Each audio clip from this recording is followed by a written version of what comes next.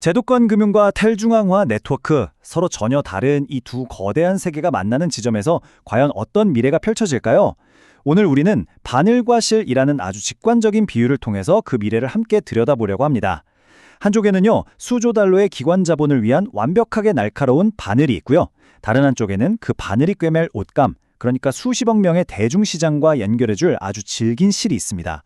이 둘이 과연 어떻게 만나서 완전히 새로운 금융이라는 옷감을 짜게 되는지 그 명확한 공식을 지금부터 한번 파헤쳐 보겠습니다. 멤버십 가입 그리고 구독, 좋아요 눌러주시면 정말 큰 힘이 됩니다. 자, 그럼 본격적으로 시작해 보죠. 지금 금융 세상은요, 한쪽에는 수조 달러를 굴리는 거대한 기관 자본이 있고 다른 한쪽에는 우리 같은 수십억 명의 개인 사용자가 있습니다. 이 둘은 서로를 뻔히 마주보고는 있는데 눈에 보이지 않는 아주 거대한 벽에 가로막혀 있는 형국이죠. 오늘 우리는 이 복잡하면서도 정말 흥미로운 세계로 깊숙이 한번 들어가 보겠습니다. 이것이야말로 우리가 오늘 던져야 할 가장 근본적인 질문입니다. 도대체 왜 그 막대한 돈이 바로 여러분의 디지털 지갑으로 직접 들어올 수가 없는 걸까요? 이 질문 속에는요, 월스트리트로 대표되는 거대 금융과 우리 같은 개인 사용자를 가로막는 거대한 병목 현상이 숨어 있습니다. 이 장벽의 정체는 대체 무엇이고 과연 이걸 어떻게 뚫을 수 있을까요? 이 거대한 질문에 대한 답을 찾기 위해서 우리는 총 6단계의 여정을 떠나볼 겁니다. 먼저 왜 단절이 일어났는지 그 실체를 파악하고 그 다음엔 우리가 말하는 바늘과 실의 정체가 뭔지 밝혀낼 겁니다. 그리고 마침내 이 둘이 만나서 어떻게 새로운 금융의 미래를 엮어냈는지 그 과정을 하나하나 따라가 보겠습니다. 자, 그럼 첫 번째 단계, 이 문제의 본질인 단절부터 시작하죠. 금융세계에 두 종류의 철도가 있다고 한번 상상해 보세요. 하나는 기관 전용 KTX, 바로 기관용 레일입니다. 보안, 프라이버시, 규제 준수 같은 아주 까다로운 규칙 위에서만 움직이죠. 다른 하나는 모든 사람이 탈 수 있는 지하철, 바로 대중용 레일입니다. 이건 접근성과 편의성에 초점을 맞췄어요. 진짜 문제는 뭐냐면 이 두 기차가 서로 다른 궤도 위를 달리고 심지어 서로 다른 언어로 소통하기 때문에 절대로 직접 만날 수가 없다는 겁니다. 자, 그럼 이 거대한 퍼즐의 첫 번째 조각을 한번 맞춰볼까요? 기관들을 위한 완벽한 도구, 바로 우리가 오늘 바늘이라고 부를 캔톤 네트워크입니다. 이 바늘이 얼마나 날카롭고 강력한지, 그리고 동시에 왜 이것 하나만으로는 부족한지 그 힘과 한계를 알아보겠습니다. 캔트 네트워크, 이건 우리가 아는 일반적인 암호화폐 네트워크가 전혀 아닙니다. 골드만삭스, 도이치은행 같은 금융 거인들만 이용할 수 있는 철저하게 통제된 프라이빗, 글로벌 금융 고속도로라고 생각하시면 딱 맞습니다. 여기서 그들은 자산을 절대적으로 안전하고 또 비밀스럽게 이동시키죠. 일반 차량은 진입조차 할 수 없는 그들만을 위한 전용 도로인 셈입니다. 아니, 대체 뭐가 있길래 캔턴이 이렇게 특별할까요? 핵심 기능 3가지 때문입니다. 첫째, 비교가 불가능한 수준의 프라이버시입니다. 거래 정보는 정말 꼭 알아야만 하는 당사자 말고는 그 누구에게도 공개되지 않아요. 둘째, 원자적 결제라는 엄청난 능력입니다. 이건 마치 제가 여러분께 돈을 보내는 그 순간 여러분이 저에게 주식을 주는 걸 시스템이 100% 보장하는, 절대 실패하지 않는 동시 교환 계약 같은 거예요. 리스크가 그냥 제로가 되는 거죠. 그리고 셋째, 이 모든 것이 땀이라는 언어로 쓰여졌는데 이건 뭐냐면 거대 금융사들이 이미 수십 년 동안 믿고 사용해온 바로 그 프로그래밍 언어입니다. 아주 익숙하고 신뢰할 수 있다는 거죠. 그런데 이렇게 완벽해 보이는 캔톤에도 정말 치명적인 한계가 하나 있습니다. 지금 보시는 이 인용구가 그 본질을 정확하게 꿰뚫고 있죠. 즉, 캔톤은 완벽한 바늘이긴 하지만 이 바늘은 다른 바늘들, 그러니까 다른 기관들 사이에서만 맴돌 뿐이라는 겁니다. 정작 꿰매야 할 진짜 옷감, 바로 대중시장에는 닿을 수가 없어요. 왜냐하면 아직 핵심적인 부품 하나가 빠져있기 때문입니다. 그렇다면 그토록 중요한데도 빠져있는 그 부품은 대체 뭘까요? 네, 바로 실입니다. 기관이라는 차갑고 날카로운 바늘이 대중시장이라는 따뜻하고 거대한 옷감에 닿아서 무언가를 만들어낼 수 있게 해주는 연결고리. 바로 그 실이 지금 절실하게 필요한 상황입니다. 캔톤은 리테일 지갑, 그러니까 개인 사용자들을 위한 문을 열어두긴 했습니다. 하지만 아주 까다로운 조건이 하나 붙어 있죠. 캔톤 위에서 돌아가는 금융앱과 소통을 하려면 여러분의 지갑이 당신이 실존하는 검증된 사람이라는 걸 증명해야만 합니다.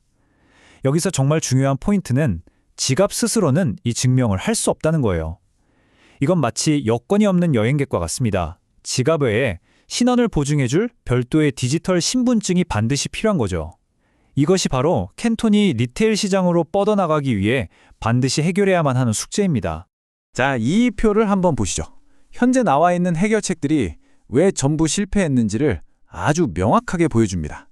앱마다 신원 확인을 따로 하라고요? 이건 뭐 앱 쓸 때마다 동사무소 가는 격이죠. 너무 비싸고 느리고 끔찍한 경험입니다.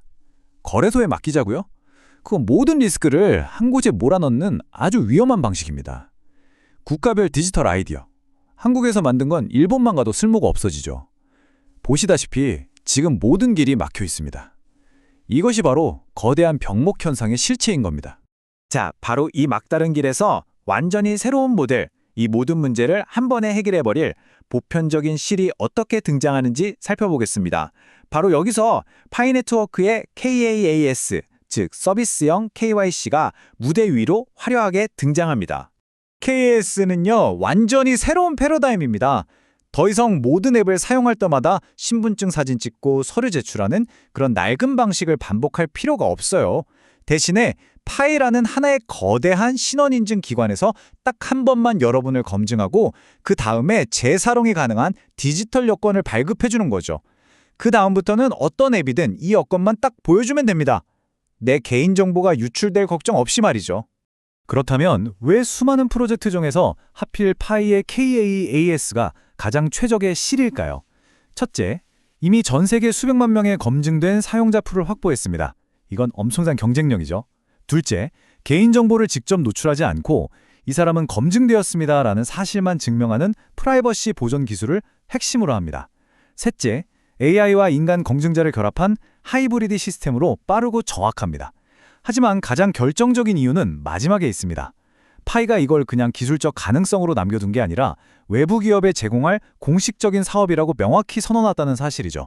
이건 단순한 아이디어가 아니라 실행을 바로 앞둔 구체적인 계획이라는 뜻입니다. 결국 핵심은 이겁니다. 아무리 완벽한 바늘이 있다고 해도 실이 없다면 아무것도 꿰맬 수 없잖아요. 마찬가지로 캔톤이라는 바늘은 파이의 카에스라는 실이 없다면 대중시장이라는 거대한 옷감에 결코 닿을 수가 없습니다. 카에스가 바로 그들이 그토록 절실하게 찾아 헤매던 마지막 연결고리인 셈입니다. 자, 이제 모든 준비가 끝났습니다. 드디어 바늘과 실이 만납니다. 이 두 개의 강력하지만 각자 따로 놀 때는 불완전했던 시스템이 하나로 결합했을 때 과연 어떤 일이 일어나는지 한번 보시죠. 바로 여기서 진짜 마법이 시작됩니다. 이 표가 보여주는 시너지가 정말 흥미롭습니다.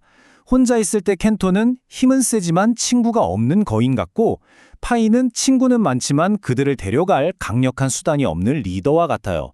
하지만 이 둘이 손을 잡는 순간 단절됐던 두 세계를 잇는 아주 강력한 다리로 만들어지는 겁니다.